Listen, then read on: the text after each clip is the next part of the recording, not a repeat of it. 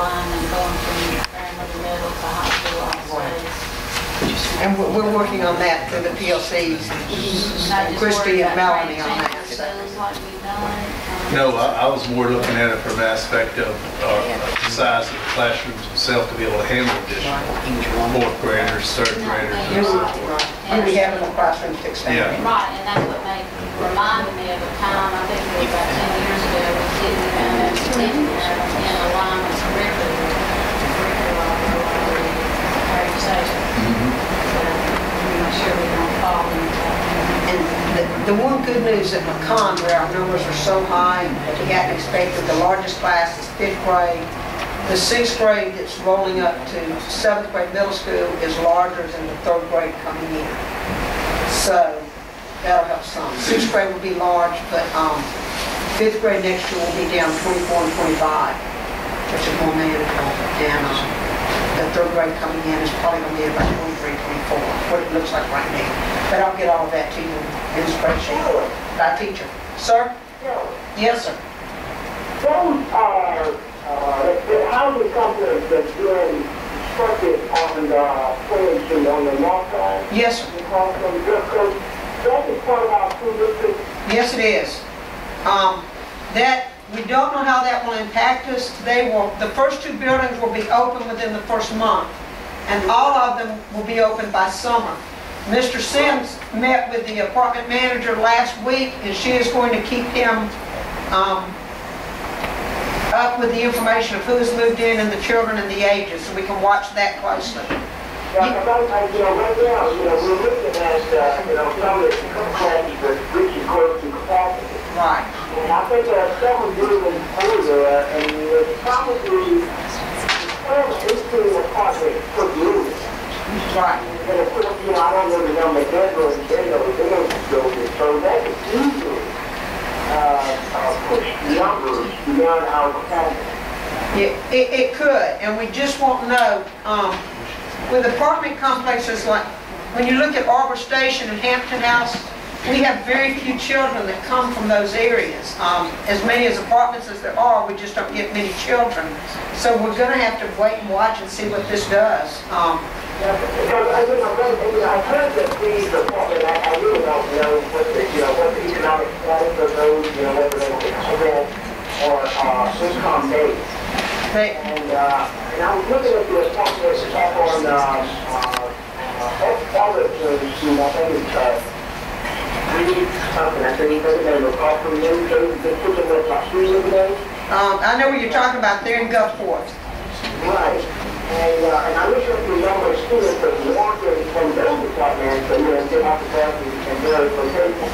And that's what it's like, you're still not the fire. I thought those are income based. So it's just, it's just something to think about. Right. The ones there that are in Long Beach on 28th Street, those are income based.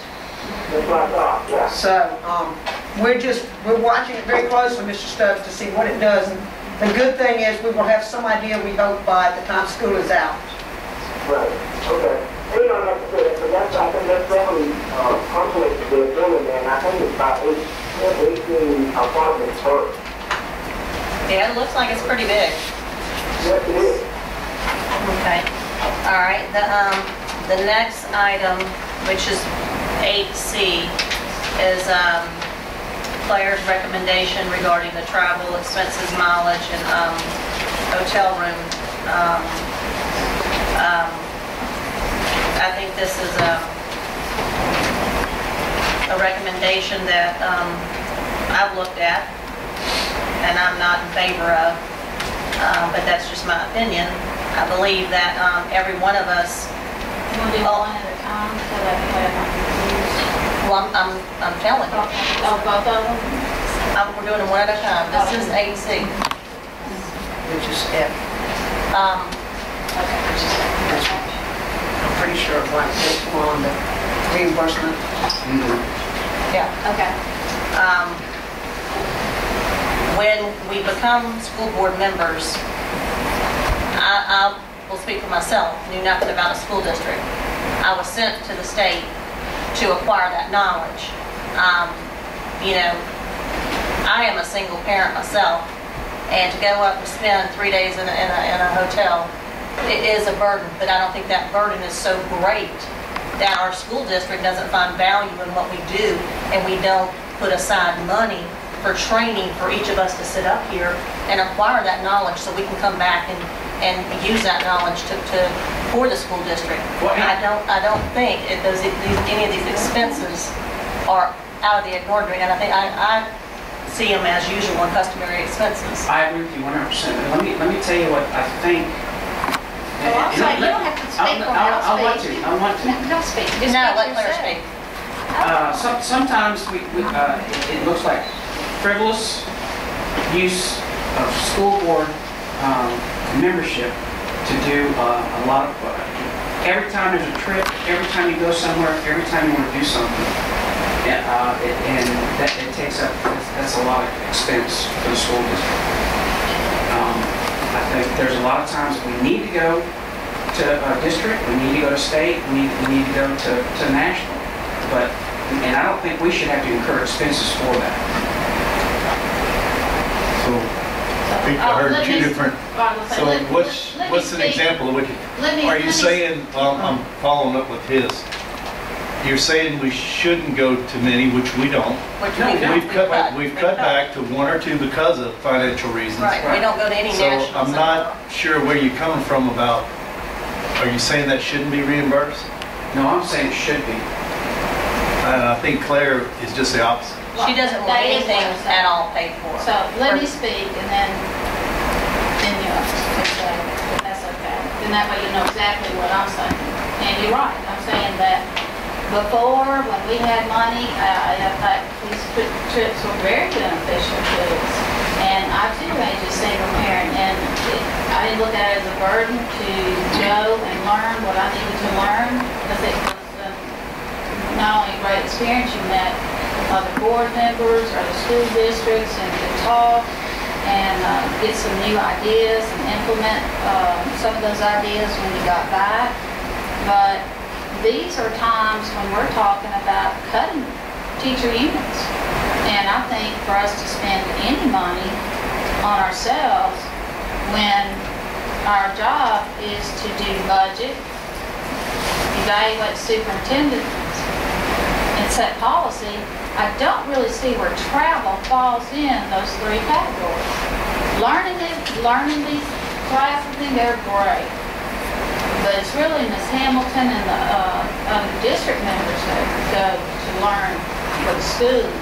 Again, our role is for budget, set policy, and evaluate superintendent. So spending 1 dime on us when we don't have money anymore, I'm not saying this is as radical. They've always been great. I wish we still had money in the pot for that. But when we talk about a booster club not getting a couple $1,000, make them be self-sufficient because we spent it on ourselves to go somewhere, that does not sit well with me. And that's just me. I think James is. James. I can't hear. I can't hear Can you you. turn I'll up come there? down there. What, James? Okay, can you hear me now? Yeah. We can hear you. Okay, one of the things that I'm disagreeing with you because of this. And I realize what you're saying in terms of our responsibility is to put policy, streamline budget, and those other things. However, Mississippi School Board Association is putting together training packages and conferences and training for school board members to become better school board members. That 6 hours of mandatory training that's already enough for only gives you a snippet of the things that you need to do. In order to become a better person at actually streamlining budget, at developing policies, and developing the guidelines for student achievement, you have to get additional information. And if we deny ourselves those opportunities, then we are not doing the district any favors. If you look at how much we are spending in terms of travel, and cost reimbursement, it is minimal. compared to the knowledge gained. So when you cut yourself out of that, how do you expect the school district to grow in terms of student achievement if the people who are guiding and developing the policy do not have any idea what the latest trends are? I understand what you're saying, that they are streamlined and wonderful classes. I've always felt blessed that we've been able to go. That's all I'm saying is we do, thank goodness, we have a wonderful and spectacular superintendent, Christy Reeves, all the superintendents that go to these classes. Jamie Harvey has been the best financial advisor he's wanted all over the state of Mississippi. We're lucky to have him. I'm just saying those were great and we've gotten spoiled. I know I don't want to let it go. It's just a suggestion I have to show we as a board are going to set the example of not spending when we're going to cut teachers' jobs out from under them. I thought it was important that the board show some restraint. Well, you know, when you start talking about how to implement and execute furloughs, and how to get, as they say, make the mostest with the leastest, you can't leave that to Jamie and Christy because they are focusing on the groundwork of students and curriculum and budgets and all that stuff. However, it does not impact policy, and that's who we are, policy. And all the training we get is geared towards policy and how to do things better. We can't depend on them to focus on and understand how to develop and implement policy. And that's our job. And if we don't get the training, then we are doing them a disservice. What policies have we changed in the last 5 years from going to these classes and implementing them into the daily budget? We have changed a number of things because of the training that we've done, and not necessarily because of that, other things other than just budget. I don't recall us making any new policies over. Modification of policy. I think they're just. Well, I mean, I had my say. If you want to spend the district's money on yourself, that's how you vote. That's how you vote. Or, you know, or live, per se.